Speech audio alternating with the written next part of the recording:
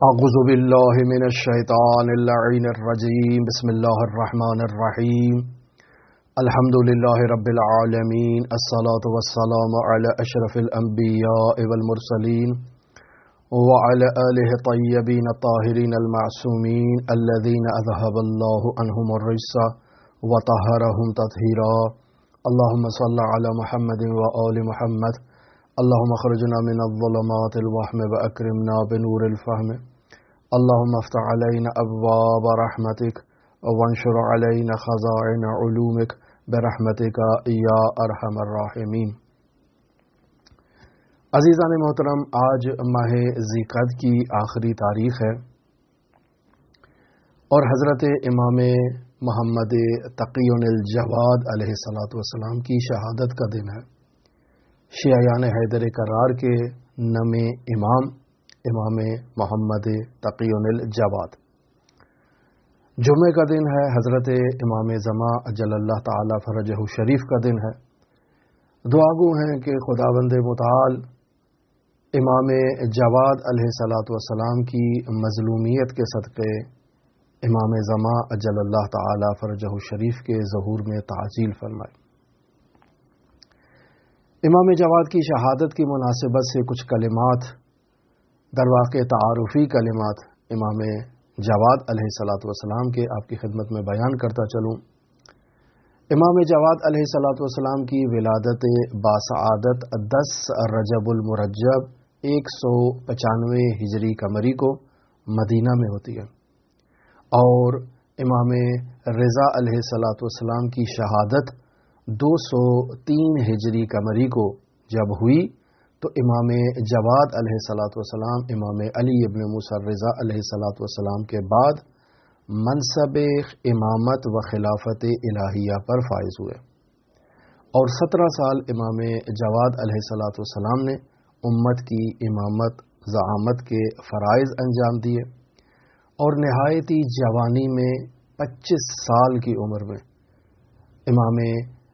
محمد تقی علیہ السلام 220 ہجری قمری کو بغداد میں شہید کر دیے گئے، اور اپنے دادا امام موسیٰ کاظم علیہ آلاف و تحیت وثنا کے جوار میں دفن ہوئے۔ امام جواد علیہ السلام وہ ہستی ہیں کہ جو امامت میں کم ترین سن پر فائز ہوئے۔ اس سے پہلے کوئی بھی امام اس کم سنی میں امامت کے مرتبے پر فائز نہیں ہوا تھا۔ 8 سال بیان کی گئی ہے، 9 سال بیان کی گئی ہے امام کی امامت کے وقت عمر۔ امام جواد علیہ السلام کے القاب میں نام محمد ہے، القاب میں جواد ہے، تقی ہے، ابن الرضا امام جواد کے القاب میں سے ہیں، پھر ذکی ہے، مختار ہے، توکل ہے،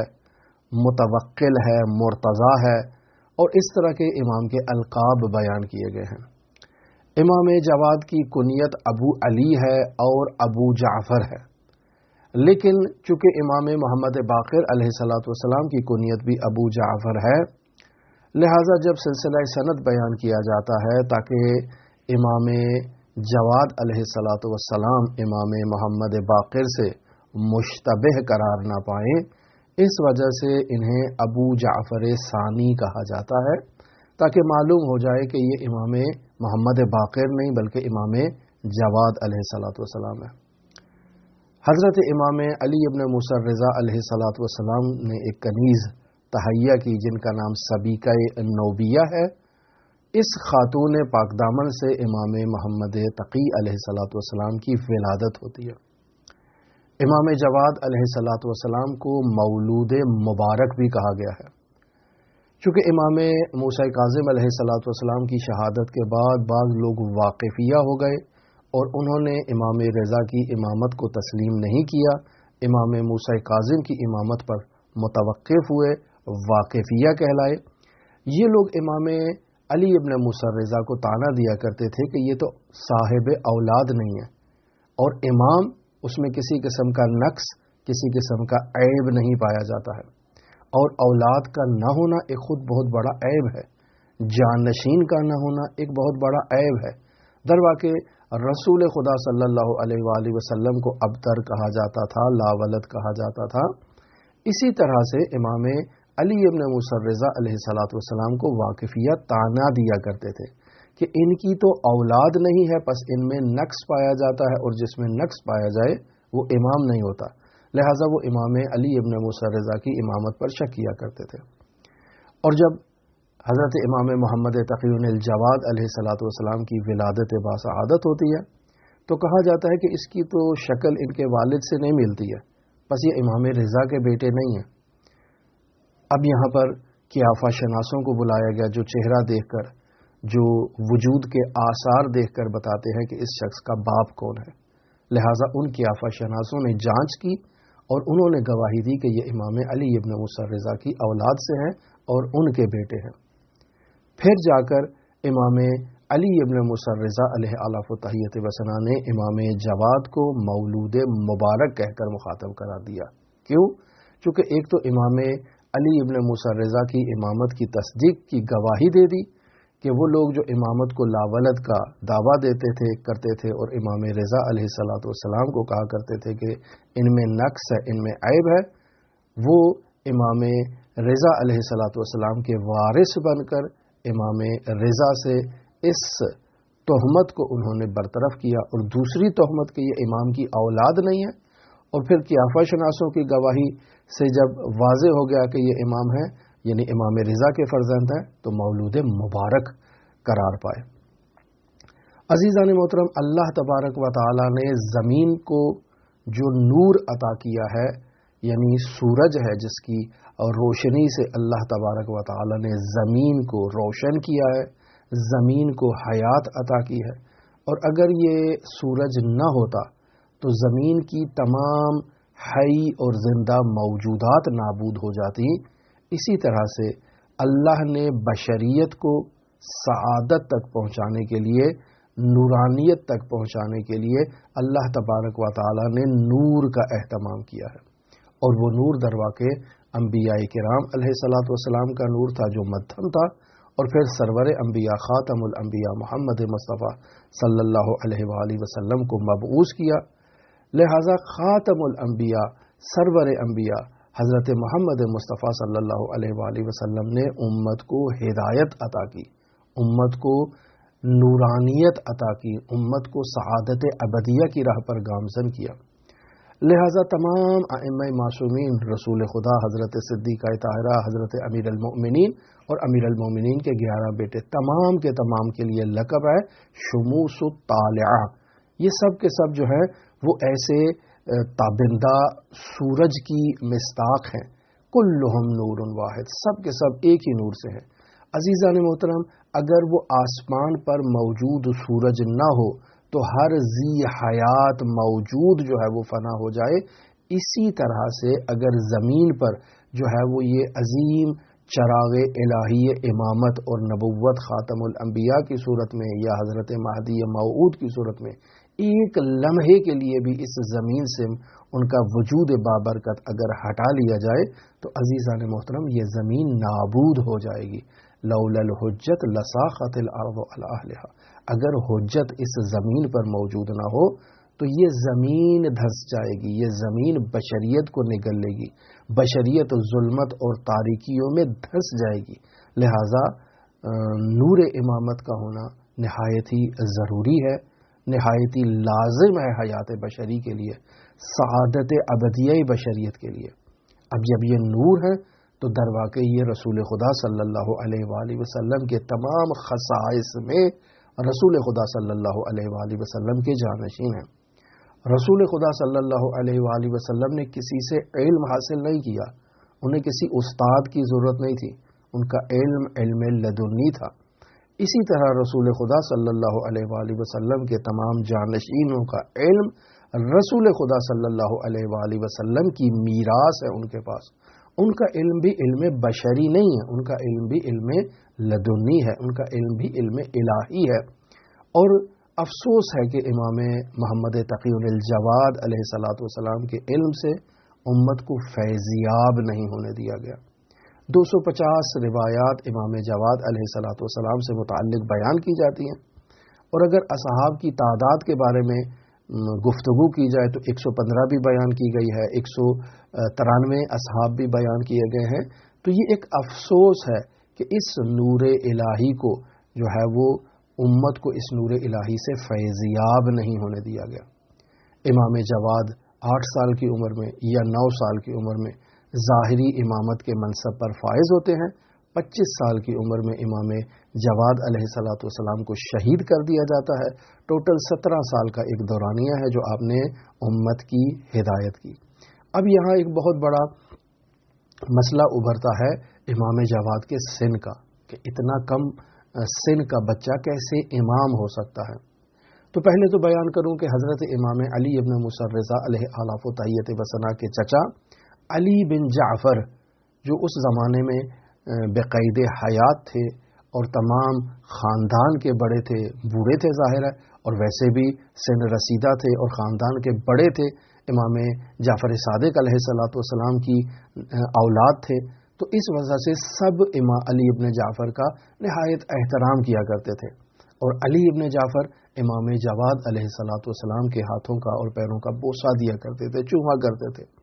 لوگ اعتراض کرتے تھے کہ آپ اس چھوٹے سے بچے کا اس قدر احترام کرتے ہیں، آپ تو بوڑھے ہیں، آپ خاندان کے بڑے ہیں، قبیلے کے بڑے ہیں، رئیس خاندان ہیں، آپ ایسا کیوں کر رہے ہیں؟ تو کہا جاتا تھا کہ اسے اللہ نے مجھ پر امامت کے فرائض انجام دینے کے لیے منسوب کیا ہے، اللہ نے انہیں میرے لیے امام مقرر کیا ہے. جب اللہ نے انہیں میرے لیے امام مقرر کیا ہے تو میں ان کا احترام کیوں نہ کروں، میں ان کی ریسپیکٹ کیوں نہ کروں. اب اس شبہے کی طرف آتے ہیں کہ کیسے ممکن ہے کہ ایک 9 سال کا بچہ منصب امامت جیسے ایک عظیم منصب پر فائز ہو. تو عزیزان محترم، اللہ نے 3 نبیوں کو نبوت عطا کی جب وہ بچے تھے. حضرت سلیمان سے متعلق کہ وہ انہیں جب نبوت ملی، یعنی جب انہیں حکومت ملی تو ان کا سن مبارک 13 سال کا تھا. اور حضرت یحییٰ سے متعلق بیان ہوا کہ ان کا عمر مبارک اور سن مبارک 3 سال تھا. اور حضرت عیسیٰ علی نبینا و علیہ وآلہ السلام جو ہے وہ بچپن میں اور ماں کی آغوش میں نبوت کے مقام پر فائز ہوئے. اور اس طرف سے آپ دیکھیں کہ اللہ تبارک و تعالی نے جیسے 3 نبیوں کو بچپن میں نبوت عطا کی،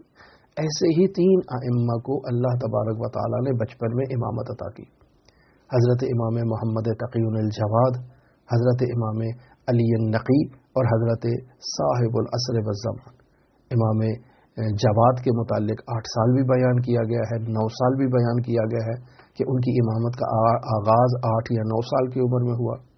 امام علی النقی کی امامت کا آغاز بھی 8 سال کی عمر میں ہوا.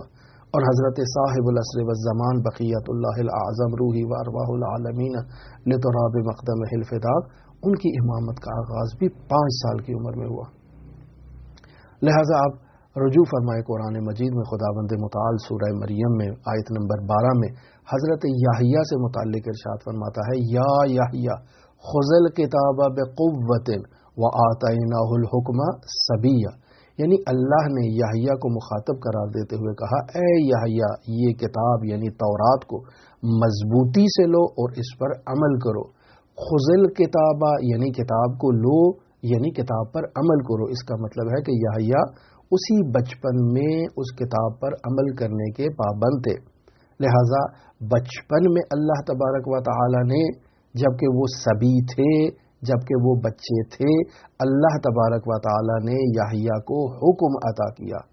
یعنی وَآتَيْنَاهُ الْحُكْمَ صَبِيًّا، یعنی ہم نے یحییٰ کو بچپن میں حکم عطا کیا، یعنی انہیں نبوت عطا کی، یعنی انہیں علم لدنی عطا کیا، انہیں فہم و فراست الہیہ عطا کی ہے. لہذا یحییٰ کے آگے سے عالم غیب کے تمام پردے ہٹ گئے اور یحییٰ اس عالم ملکوت کو مشاہدہ کرنے لگے اور عالم ملکوت سے جو ہے وہ رزق الہی علم کو دریافت کرنے لگے. یہ ہیں یحییٰ.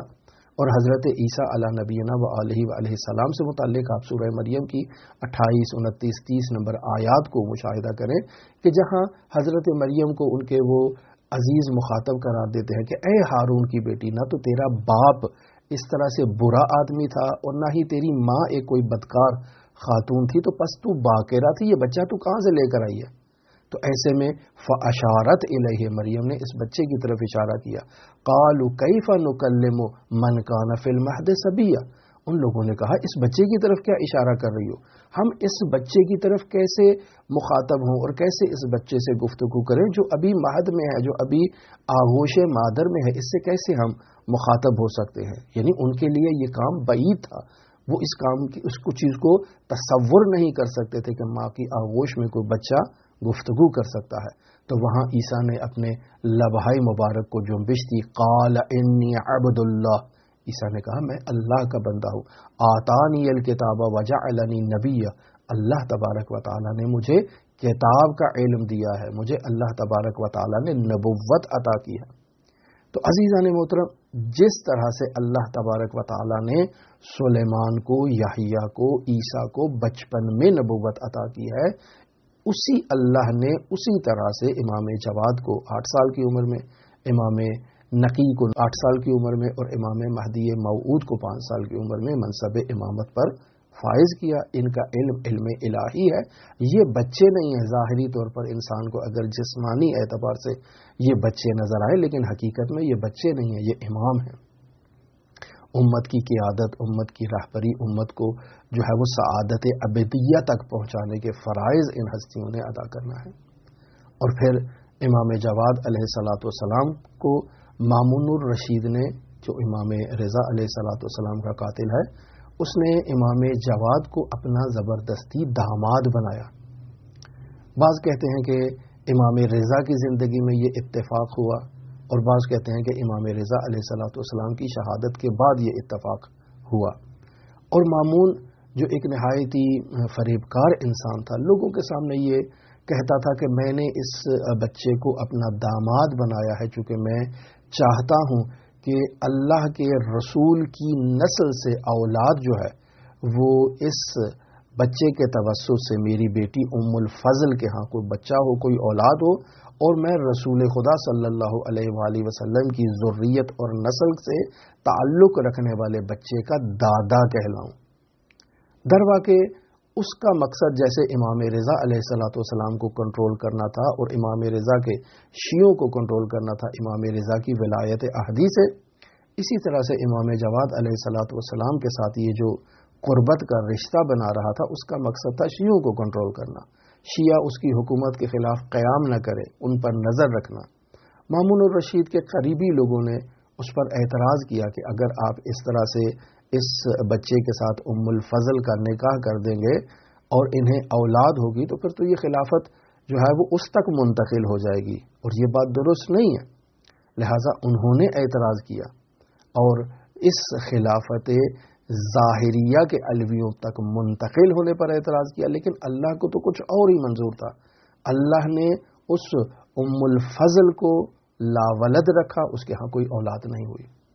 امام جواد علیہ الصلوۃ والسلام نے سمانہ مغربیہ کی خریداری کی جو ایک کنیز تھی، اور اس کنیز سے اللہ تبارک و تعالی نے امام محمد تقی علیہ الصلوۃ والسلام کو نسل عطا کی، ذریت عطا کی، اولاد عطا کی. اور وہ عورت ام الفضل جو مامون الرشید کی بیٹی تھی، جو درواقع مامون الرشید کی پلاننگ تھی کہ رسول خدا کی نسل سے وہ اولاد کا دادا کہلائے، اس کی یہ حسرت اللہ نے کبھی پوری نہیں کی. اور پھر آپ دیکھیں کہ امام جواد علیہ الصلوۃ والسلام 9 سال کی عمر میں منصب امامت پر فائز ہوتے. ابا سلط کہتا ہے کہ میں امام علی ابن موسیٰ رضا علیہ الاف و تحیت وثنا کو جب زہر مل گئی تو میں انہیں گھر لے کر آیا، بیت الشرف لے کر آیا. امام رضا نے حکم فرمایا کہ تمام دروازے، تمام کھڑکیاں بند کر دو، میرا جواد آئے گا. تو ابا سلط کہتا ہے کہ میں ایسے میں مشاہدہ کرتا ہوں کہ ایک بچہ حیات میں، صحن میں جو ہے وہ گھوم رہا ہے اور آ رہا ہے، تو میں اس بچے سے مخاطب کرتا ہوں. میں اس بچے سے کہتا ہوں کہ بیٹا جان آپ کیسے گھر کے اندر داخل ہو گئے، میں نے تو تمام راستے بند کر دیے تھے. تو امام جواد کہتے ہیں کہ اے ابا سلط، جو ذات ہمیں مدینے سے یہاں بلا سکتی ہے وہ یہ بند دروازے بھی ہمارے لیے کھول سکتی ہے. امام جواد علیہ الصلوۃ والسلام اپنے بابا کے پاس گئے، چھوٹے بچے ہیں، بابا کے سر اقدس کو اپنے زانوں پر رکھا، بابا سے ودائع امامت لیے، نصائح لیے، امام کی وصیتیں لی، امام کو غسل دیا، امام کو کفن دیا اور تشریف لے گئے امام پر نماز ادا کرنے کے بعد لا یوم کا یوم کا یا ابا عبداللہ۔ امام حسین علیہ الصلوۃ والسلام ایک ایسے عالم میں اس دنیا سے رخصت ہوئے، ایسے عالم میں بے دردی سے انہیں شہید کر دیا گیا کہ امام زین العابدین رسل بستہ ہے، باپ کا جنازہ یوں ہی جو ہے وہ بے غور و کفن پڑا ہے اور امام کو منتقل کیا جا رہا ہے۔ لا یوم کا یوم کا یا ابا عبداللہ الا لعنۃ اللہ علی قوم ظالمین وسیعلم الذین ظلموا ای منقلب ینقلبون۔ پروردگار دعا گو ہیں کہ ہماری اس قلیل سی عبادت کو، قلیل سے توسل کو اپنی بارگاہ میں قبول و مقبول فرما۔ پروردگار امام جواد علیہ الصلوۃ والسلام کی مظلومیت کا واسطہ جتنے مؤمنین بھی دنیا جہان میں پریشان ہیں ان کی تمام پریشانیوں کو دور فرما، جتنے مؤمنین بے اولاد ہیں ان کو اولاد نرینہ عطا فرما، جتنے مؤمنین مقروض ہیں ان کے قرضوں کو خزانہ غیب سے عطا فرما، جتنے مؤمنین ظالمین کے ظلم میں پھنسے ہوئے ان کو ظالمین کے چنگل سے نجات عطا فرما، جتنے مؤمنین پریشان حال ہیں ان کی پریشانیوں کو دور فرما، جو اپنے بچوں اور بچیوں کے لیے پریشان ہیں، ان کے ہاں اولاد کے لیے پریشان ہیں، ان کی شادی کے لیے پریشان ہیں، پروردگار بحق امام جواد ان والدین کو اپنی اولاد کی اس پریشانی سے نجات عطا فرما، بچوں اور بچیوں کے لیے اچھے رشتے عطا فرما، جو لاولد ہے جن کے ہاں اولاد نہیں ہے پروردگار بحق امام جواد انہیں اولاد نرینہ عطا فرما۔ پروردگار ہمارے وارث حقیقی حضرت صاحب العصر صاحب الزمان مہدی موعود کے ظہور میں تعجیل فرما، ہمیں حضرت صاحب العصر والزمان کے اصحاب و اعوان و انصار میں شمار فرما۔ پروردگار امام رؤوف علی ابن موسیٰ رضا کی رأفت و سایہ سے ہمیں بے کراں علم عطا فرما اور اس علم کو امت تک اور مؤمنین تک منتقل کرنے کی ہمیں توفیق عطا فرما۔ پروردگار جو مومنین جو حوائج رکھتے ہیں اور ہم سے جن دعاؤں کا تقاضا کرتے ہیں کہ امام رؤوف کی بارگاہ میں ان دعاؤں کو پہنچا دیں، پروردگار ان تمام مؤمنین کی ان تمام حاجات کو، تمام دعاؤں کو شرف قبولیت عطا فرما۔ آپ تمام مؤمنین کے لیے امام رؤوف علی ابن موسیٰ رضا کی بارگاہ میں نائب الزیارہ بھی ہے اور امام جواد کی شہادت کا پرساگو بھی ہے۔ اللہم صلی علی محمد و آل محمد وعجل فرج قائم آل محمد۔